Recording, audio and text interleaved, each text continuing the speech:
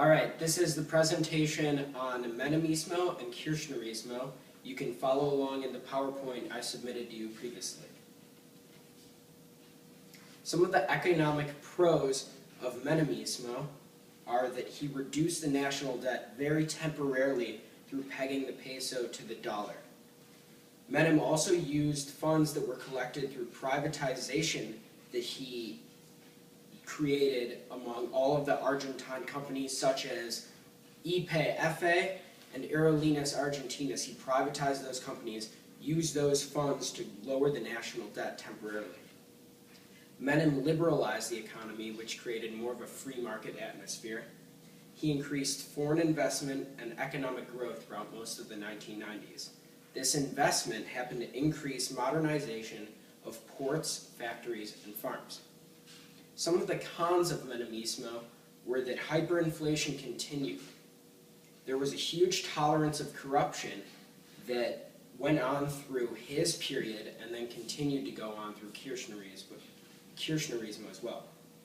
There were fiscal deficits, which were a huge letdown to all of his economic policies that continued to go through the end of the 1980s throughout the 1990s.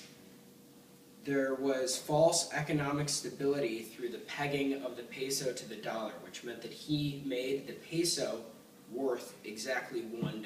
So it was a 1-to-1, which he thought would help with trade, but in reality it just provided a false economic picture of what was going on in Argentina.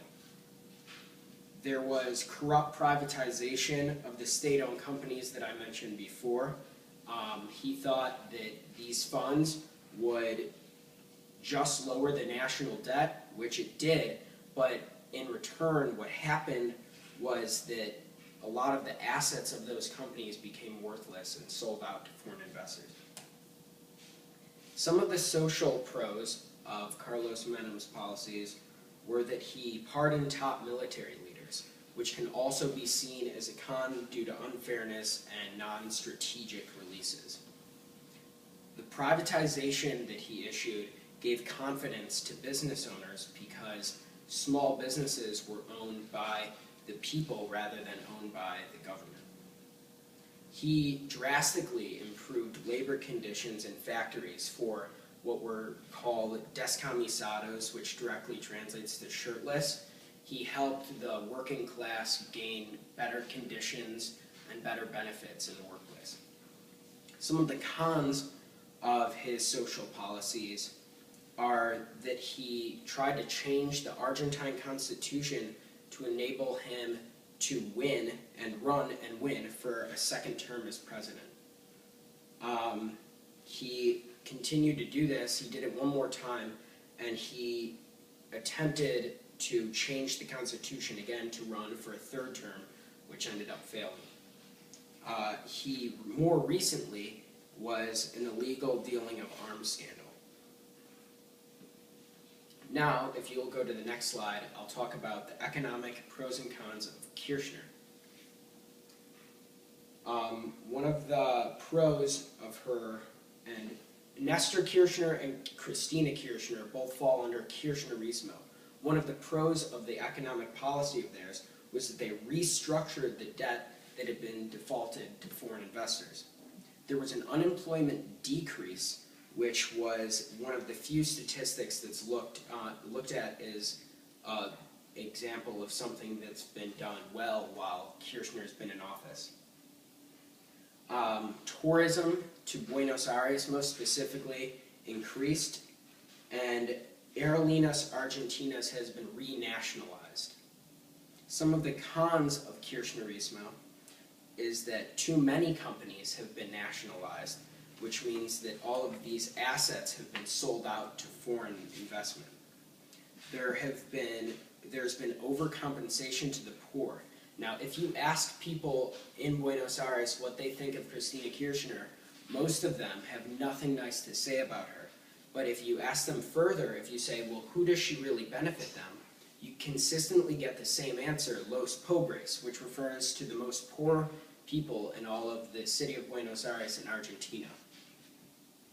What she's done by creating tax hikes is she's hindered an incentive for the hard-working people, because what's happening is the money that they're making is getting redistributed, and the poorest people are actually getting a huge cut of that.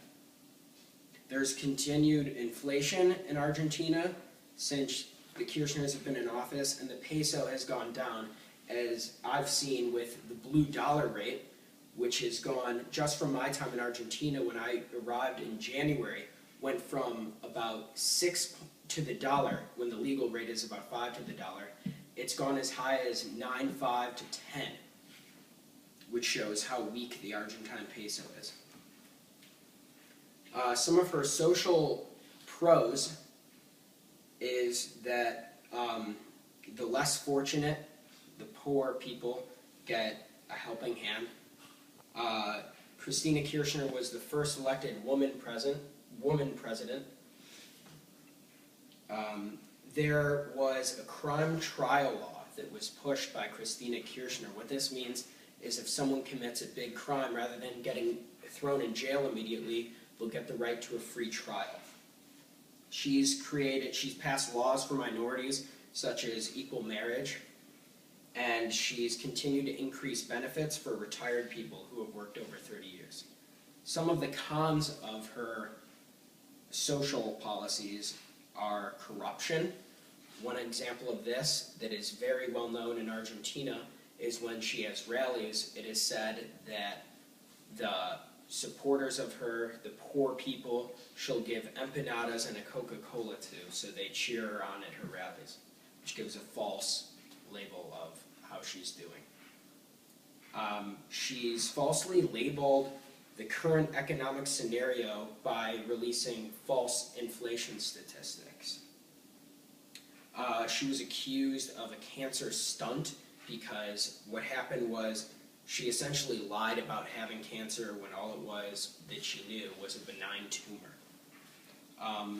Authoritarianism is a huge problem in her social policy, because what that means is she raises her authority to a very high level, or attempts to, so those who disagree with her policies are identified by her as an enemy or a traitor.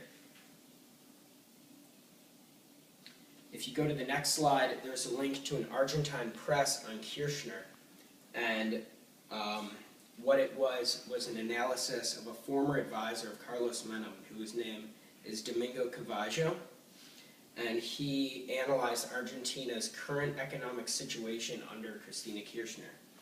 And he said that due to a huge rise of inflation, it's out of Kirchner's hands to be able to stop a massive tax hike and devaluation of the peso.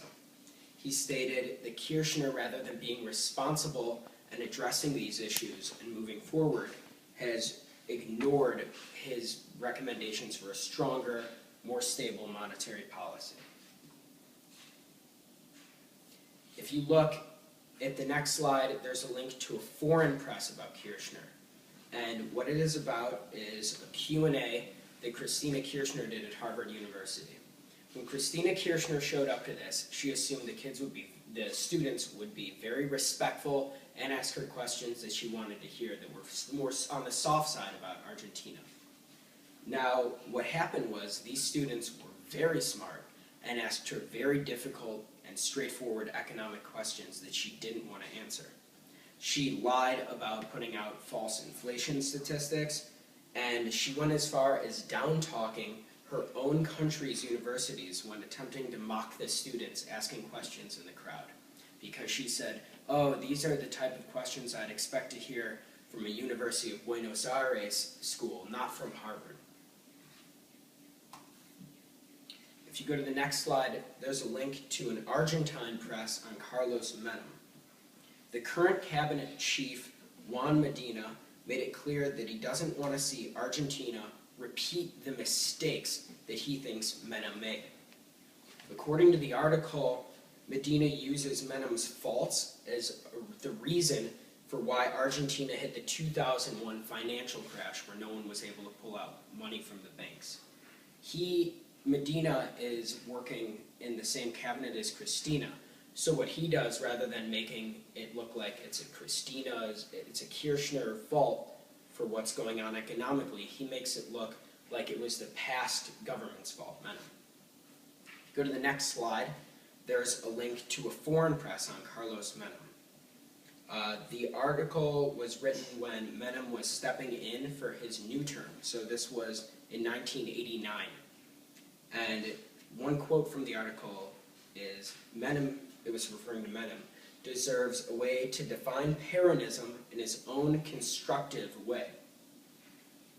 Menem appealed to people of diverse backgrounds, according to the article, because he's from the Middle East. That benefited him because many people in Buenos Aires, where it's another melting pot, are from diverse backgrounds. The article addressed how Menem had a mess of soaring inflation to deal with, which clearly did not become any better as Menem's period led into the 2001 financial crash, which De La Rua was president during. An interesting fact about Menem is that he continued to have corruption throughout his presidency, and there was an example of this because recently Menem was convicted of an illegal arms smuggling issue this was in 2001, which was post his term. A defining piece of Menemismo is corruption, which is clearly continued into the post-Menem presidency, as well as Kirchner is also accused of a lot of corruption today. An interesting fact about Kirchner is that she succeeded her husband Nestor when he died. And rather than a qualified competitor, Argentina received Cristina Kirchner, who took over for her husband with little experience and no real presidential qualifications. She remains president without a substantial attempt at being overthrown, even after her attempts at dismantling Argentina's media, such as Clarín and La Nación, which are two major newspapers. Essentially, she attempted to take them down because they were giving her a fair, bad rap. And what happened was, she went after them because she didn't like the press she was receiving, which is taking away a freedom of the Argentine people. Even in modern day, she's able to get away with corruption, such as the rallies that I talked about earlier.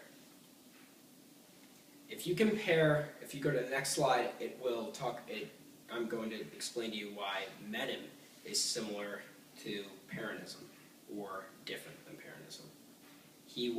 Menem was actually the first Peronist president after the Juan Perón era.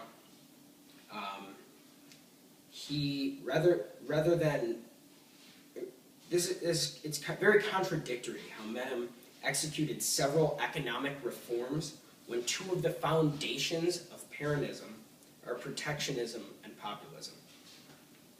His social policy, though, goes along very well with Peronism due to the fact that he earned workers' rights. Kirchner is being compared by many people in modern day to Peronism because she benefits the poor people and her backers, like the people at the rallies, could be compared to the Montoneros that were in the era when Perón was president. Thank you.